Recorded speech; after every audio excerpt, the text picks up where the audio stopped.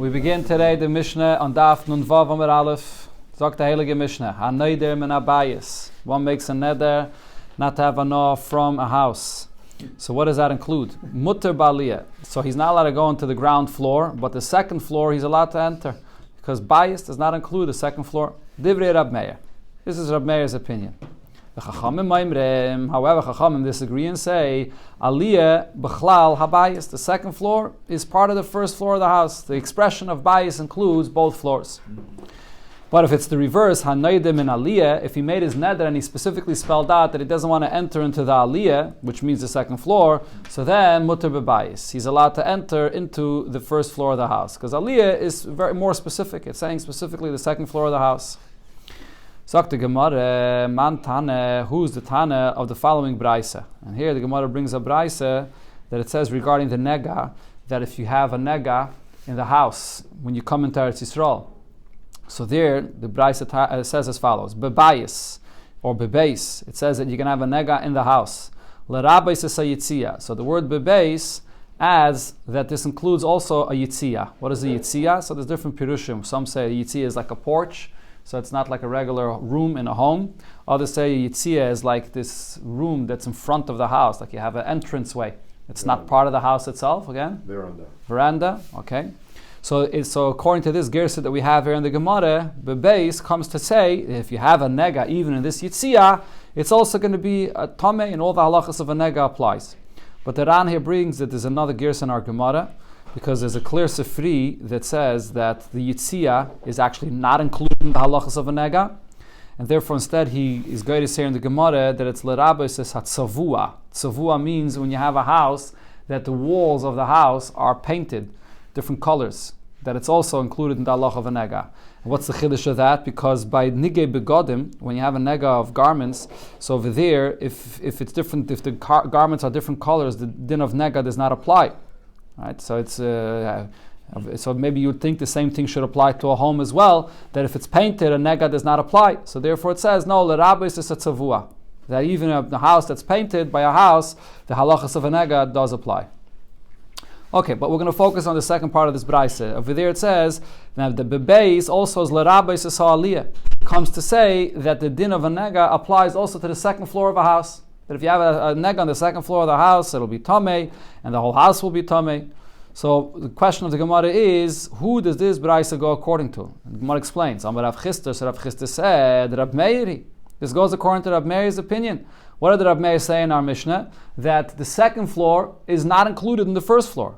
And explains, the Rabbanon, if would follow Rabbanon's opinion, Ha'amri Rabbanon said, Aliyah B'chlal Habayis. The second floor is included in the whole house. When you make a neder, not to have enough from a house, that includes the second floor.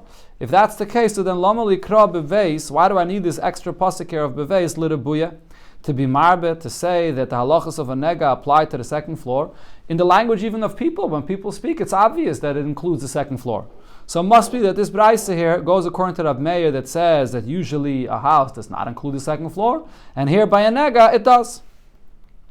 So the Gemara says not necessarily. Abaye says afilatei merabanan.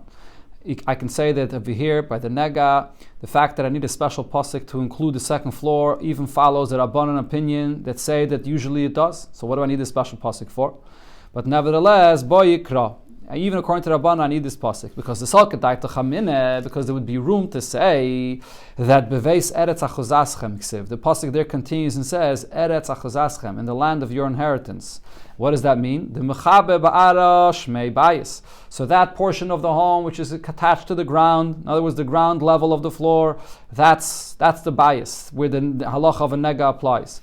Aliyah haloi mechabe ba'ara, but the second floor is not connected directly to the ground, so therefore it's not part of the home that the halacha of the nega applies.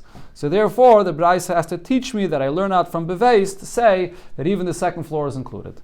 So this is a different case because it says eretz achuzaschem. The Gemara now brings another statement. This is actually a statement of an Ameira. Who does this go according to? Kaman, Ozla, according to which opinion of our Mishnah here, there's the following go, Hodam Rav Huna bar Chiya Mishmei de Ula. So he said in the name of Ula that when a person, this is talking about a person that's selling a home. And he tells the buyer He doesn't specify exactly which home he's selling him. He has a bunch of real estate, he has different properties, different homes, and he tells him, Bayis bevesi ani moichalach. A house amongst my homes I'm selling you. So which home is he selling him? So the Gemara says, Mar'eyu aliyah. So then he can go ahead and show the buyer that here, this second floor of this home is what I sold you. Because he used this expression of bayis, bebesi, a house amongst my homes, so that doesn't necessarily mean a regular home, the ground floor of a home. So that expression means that the second floor of a home. Okay, in other words, it makes it easier for the seller, that he's able to get away with saying, I only meant to sell this second floor. Now the Gemara says, the reason why the seller could say this, because he specified and said, a house amongst my homes. So then I said, I'm selling you. So then you could say, that he can argue and say, I only am selling you the second floor of this house. But if you just tell someone, I'm selling you a house, and he didn't specify which house, he cannot say, I meant to sell this second floor of a house. So, says the Gemara, Rab Meiri, shall we say that what Ula said here goes according to Rab Meir? So, again, because Rab Meir was the one that said, when you make a nether from a bias, from the first floor, it doesn't include the second floor. So here as well, you're telling someone you're selling a bias, it does not include the second floor.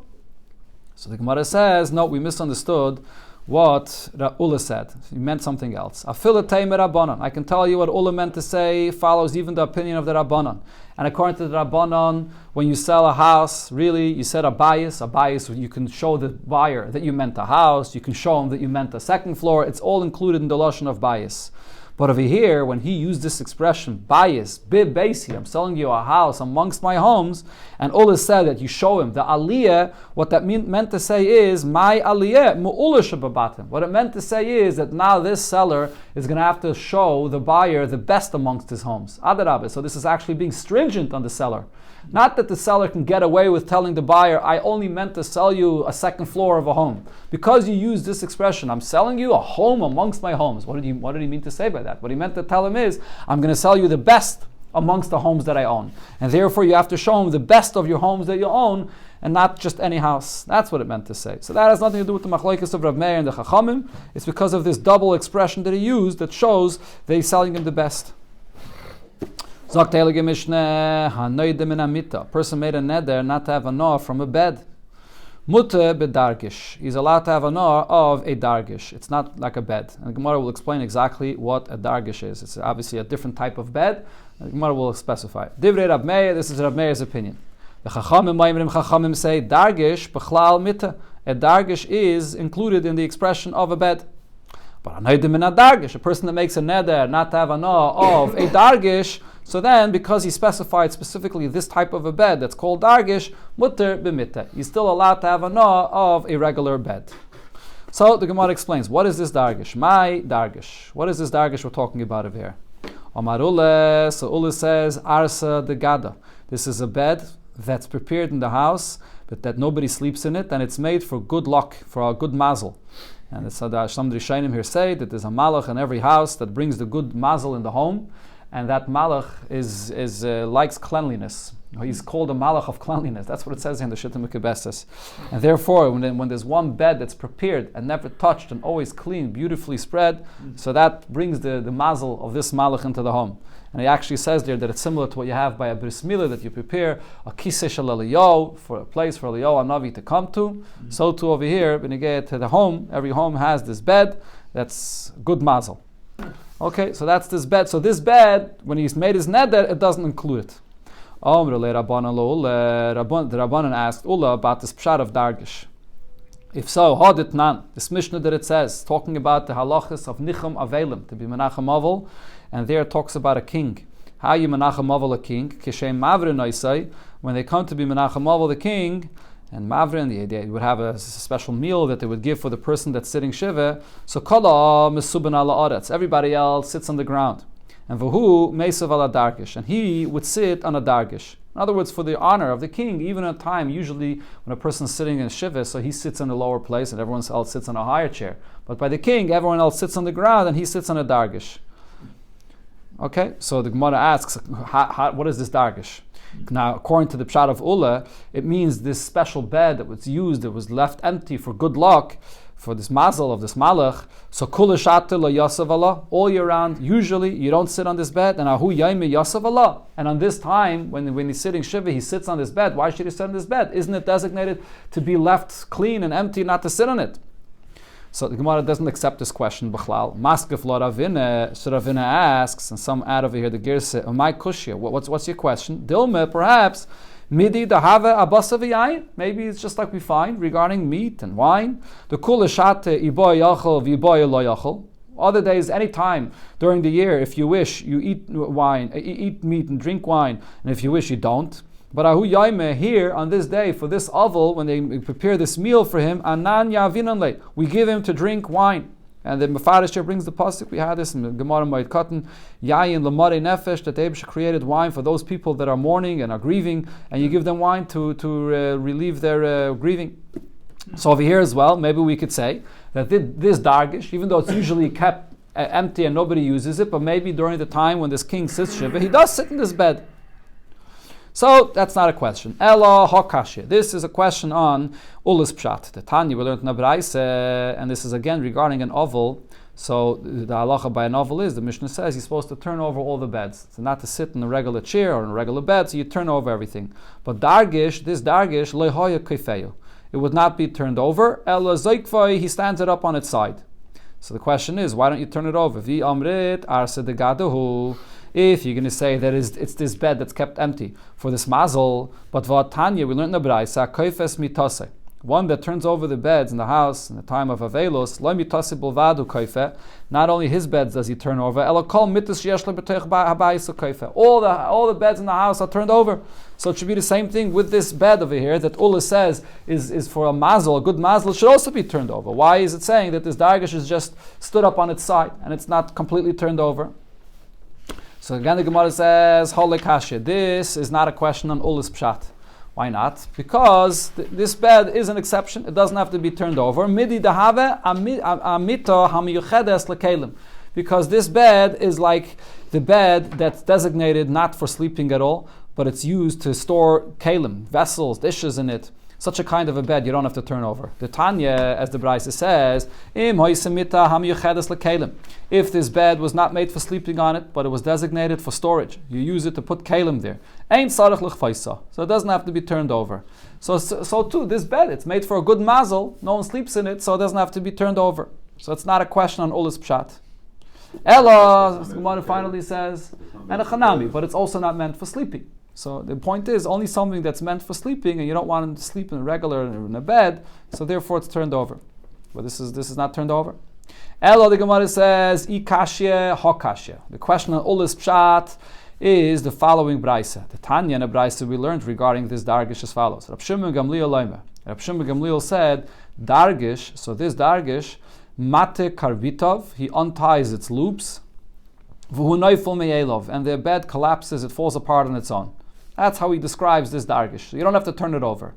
Now, dargish arse de gadahu. If you're saying that this dargish is really a regular bed, elamai, it's a bed that people don't sleep in. They leave it there empty. They prepare it for this good mazel.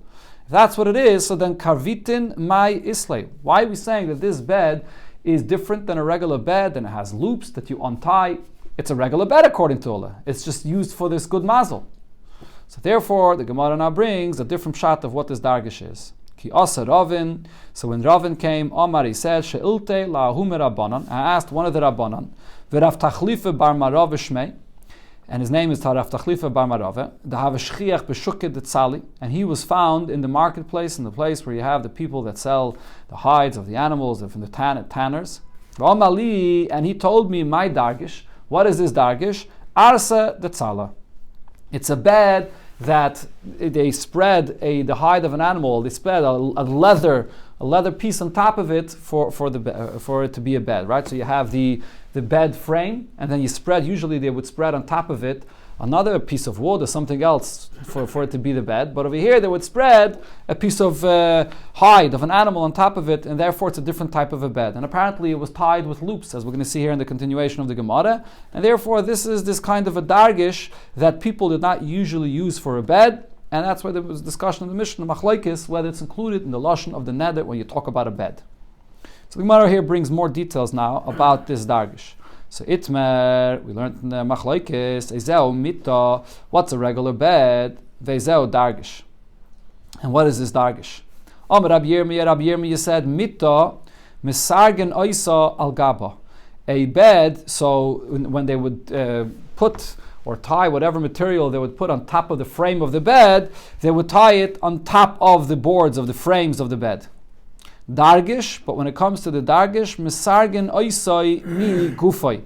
They would tie this leather that they would place on top of the frame of the bed inside the frames of the bed, meaning there were holes inside the frame, and they would tie. There was these straps that came out of this leather, and they would tie the straps to the actual frame of the bed. There were holes inside the frame of the bed. So you can tie it over the frame of the bed, and it covers the entire frame, or you could tie it inside holes that are made inside the frames of the bed. Okay, you got a picture of it over there? Okay, very good. Okay, so that's the difference that Rabbi Yirmiyah said. Okay, so the Gemara asks on this, that Meisvei, the question is, from this is the halachas beneged to tumah. When so it says in the Mishnah, kli eitz, the halacha regarding wooden kalim, me'emisai mekablim tumah.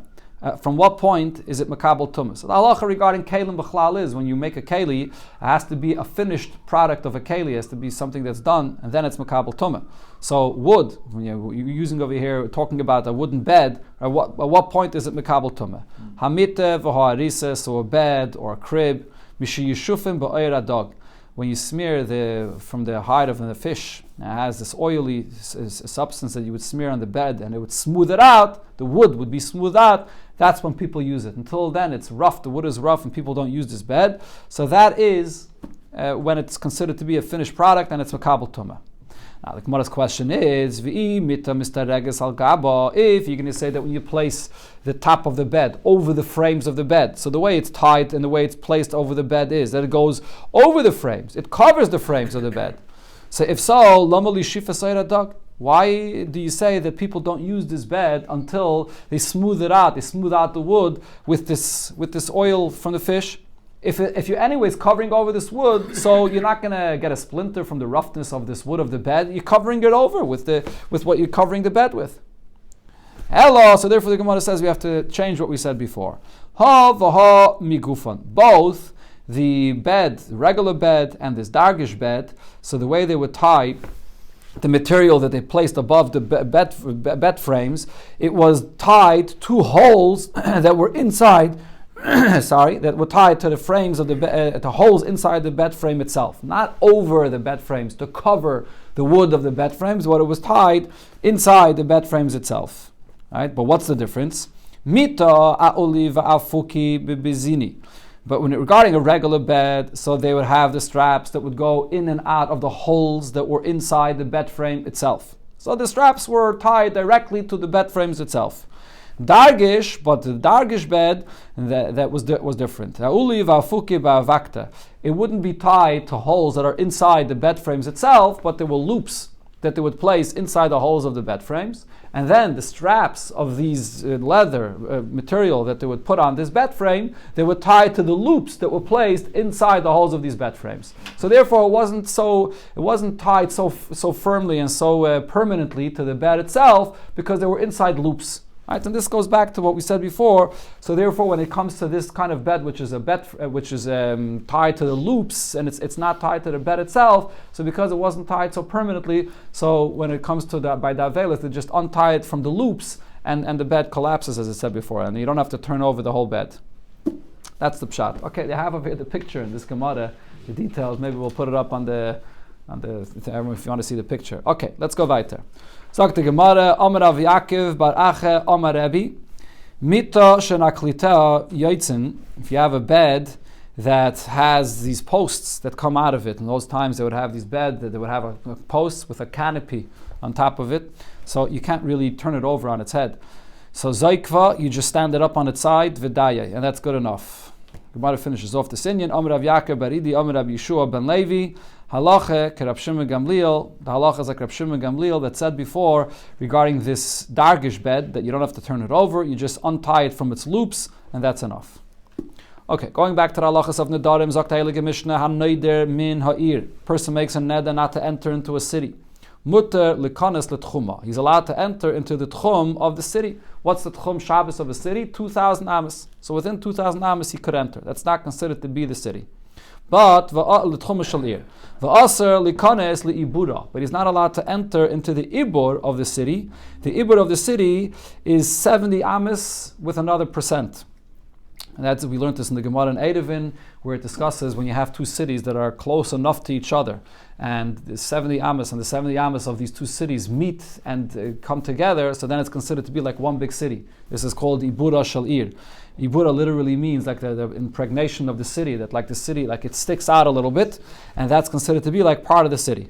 So you're not allowed to enter into this Ibur of the city. It's still outside the city. It is, but because it's close enough, it's called part of the city.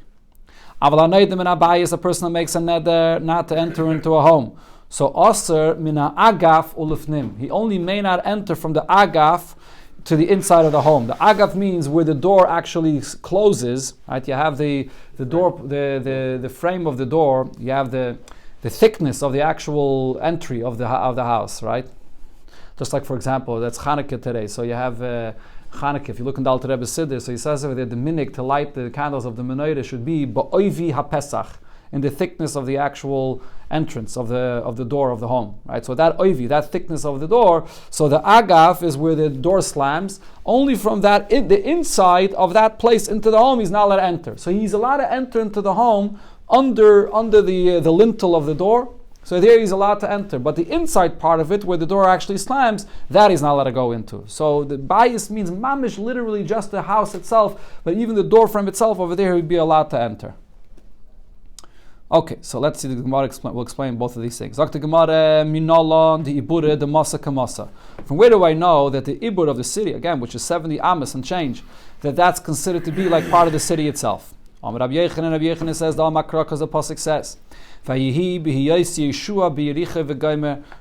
was in the city of Yericho. Over there he was davening that he should give the Yidden the ability to conquer the city of Yericho. They did not conquer the city yet. They placed a siege on the city, and they davened, and then they conquered the city. So it says that he was in the city when he davened. So my Yericho, what does it mean that it was in Yericho? Does it literally mean that he was inside Yericho? But Vaksiv, the pasuk says, V'Yericho is Segeres and Musugeres. The city of Yericho was completely locked, and he was not inside the city. So from here I see, what does it mean? That he was in the ibur of the city. He was close enough to the city, and that's called like you're inside the city. So if you make a neder, then the meaning of this neder includes also the ibur of the city. People in the language also, when people speak, that's considered to be like the city itself. Fragt the Gemara, how do you know that it's only the ibur? Maybe say that even the tchum of the city, within 2,000 amas of the city, is also considered to be like the city itself.